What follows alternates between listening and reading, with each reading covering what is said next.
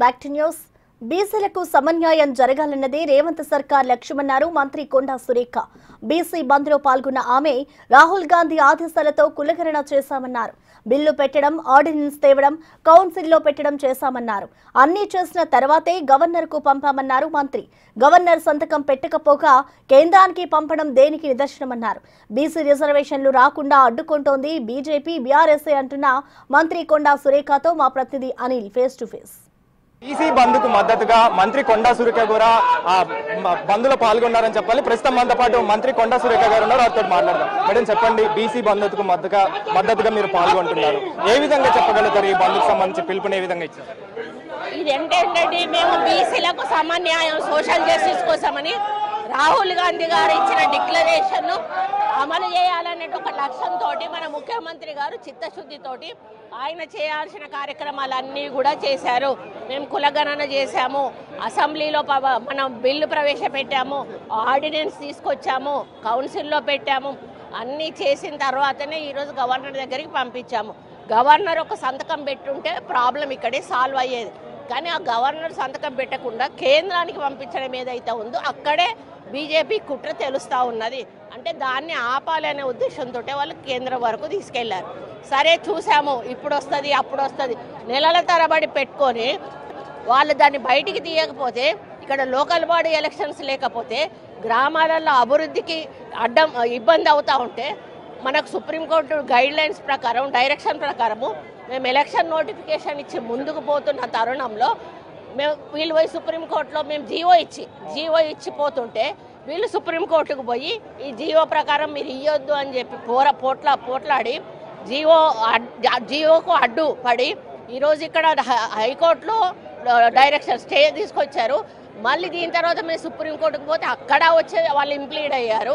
ఎట్లా ఇంప్లీడ్ అవ్వాలి? మీరు బీసీకి ఇవ్వండి అని ఇంప్లీడ్ వాడాలి, ఇవ్వద్దు అని చెప్పి ఇంప్లీడ్ అయ్యి ఈరోజు మళ్ళీ మా వెనకాల పడి తిరుగుతూ ఉన్నారు. మీ చేతిలోనే ప్రభుత్వం ఉంది కదా, మీరు గవర్నర్ దగ్గర నుంచి పోయిన రోజే ఆపి ఉంటే అందరం కలిసి కొట్లాడే వాళ్ళం కదా. మీరన్నీ డ్రామాలు చేస్తూ ఉన్నారు. ప్రజలలోనేమో మేము మద్దతు ఇస్తున్నామని చూపిస్తున్నారు, వెనకాల మీరు చేసేదంతా చేస్తూ ఉన్నారు. మీరు చెప్తున్నారు గవర్నర్ దగ్గర ఆమోదం తెలుపకపోవడం, అదేవిధంగా కేంద్రానికి బీజేపీ పంపించడం, ఇదంతా కూడా కేంద్రం కుట్ర పన్నుతుందని. కానీ బీజేపీ నుంచి దీనికి సంబంధించి వాళ్ళు వేరొక విధంగా కామెంట్ చేస్తున్నారు. చట్టపరంగా వెళ్తే ఖచ్చితంగా 40 అనేది అమలు అయ్యేదని చెప్పేసి. మీరు చట్టపరంగానే కాదండి, మేము ఏదైతే ఉందో చట్టం అనేది చేసేదే అసెంబ్లీ ఉన్న కౌన్సిల్. మేము చట్టమే చేసినాం కదా, చట్టం చేసిన బిల్లే మిమ్మల్ని ఆమోదించడం అన్నా కదా, అది ఆమోదిస్తే అయిపోయేది కదా, అమలు అయిపోయేది కదా. అమలు చేయకుండా మళ్ళీ మా చిత్తశుద్ధిని ప్రశ్నిస్తారేంటి? మీకు లేదు చిత్తశుద్ధి, మీకు ఇవ్వాలన్న జ్ఞానం లేదు. ఈరోజు బీసీ బిడ్డలందరూ కూడా అంతా సమానంగా ఉండాలి, మా సంఖ్య ప్రకారం మా హక్కు మాకు కావాలని కొట్లాడేటప్పుడు మీరెవరు ఎందుకు ముందుకు రావట్లేదు? ఈరోజు బీసీ ప్రెసిడెంట్ మీరు ఎందుకు పెట్టలేదు? బీసీ బండి సంజయ్ని ఎందుకు తీసేశారు? కిషన్ రెడ్డిని ఎందుకు పెట్టారు? మళ్ళీ ఆయనను తీసేసినాక మన రామచంద్రరావుని ఎందుకు పెట్టారు? మీకు బీసీల మీద ప్రేమ ఉంటే బీసీ ప్రెసిడెంట్ని ఎందుకు పెట్టలేరు? ఈరోజు కాంగ్రెస్ పార్టీ ఒక బీసీ బిడ్డను పిసిసి అధ్యక్షుని చేసింది. బీసీలను ముగ్గురిని ఈరోజు క్యాబినెట్లో తీసుకుంది. ఈరోజు మాకు చిత్తశుద్ధి బీసీల మీద ఉంది కాబట్టి ఈరోజు అన్ని సామాజిక వర్గాలు, కాంగ్రెస్ పార్టీలోని అన్ని సామాజిక వర్గాలు మాకు సహకరిస్తూ ఉన్నాయి. కేవలం వీళ్ళు అడ్డుపుల్ల వేయడం వల్లనే ఈరోజు ఇది ఆగిపోయింది.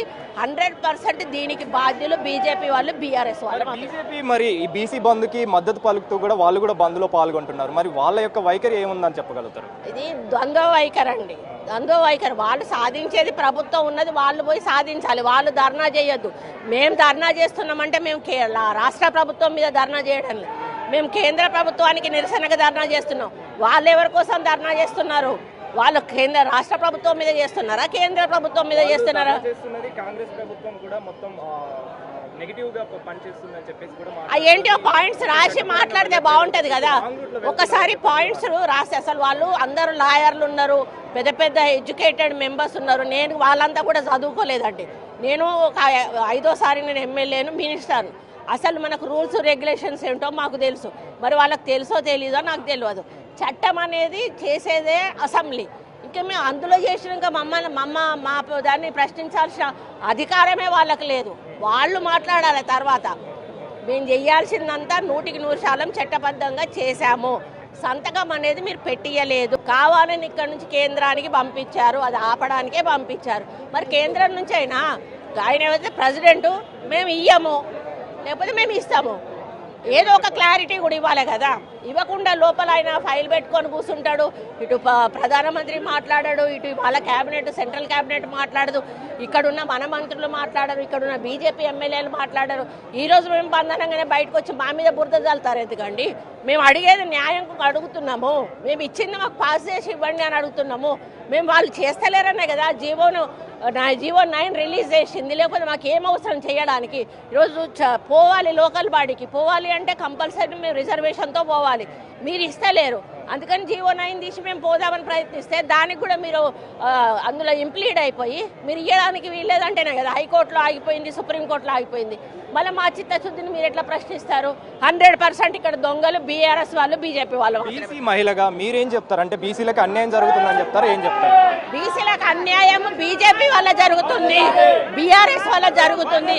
కాబట్టి బీజేపీ బీఆర్ఎస్ రెస్పాన్సిబిలిటీ తీసుకొని కేంద్ర ప్రభుత్వంతో ఈ జీవో రిలీజ్ చేయాల్సిన బాధ్యత వాళ్ళ మీద ఉంది. చివరిగా హైకోర్టులో స్టే ఇచ్చిన తర్వాత సుప్రీంకోర్టుకి వెళ్ళారు, ఇప్పుడు సుప్రీంకోర్టు కూడా హైకోర్టులోనే తేల్చుకోవాలని చెప్తున్నారు. సో మీ యొక్క కార్యాచరణ రూపకల్పన ఏ విధంగా ఉంటుంది? అంతా కూడా ముఖ్యమంత్రి గారితో చర్చించి కేబినెట్ అందరి బీసీ సంఘాల నాయకుల అభిప్రాయాలు తీసుకొని ముందుకెళ్తాం. అది ఒంటరిగా నేను చెప్పే విషయం కాదు.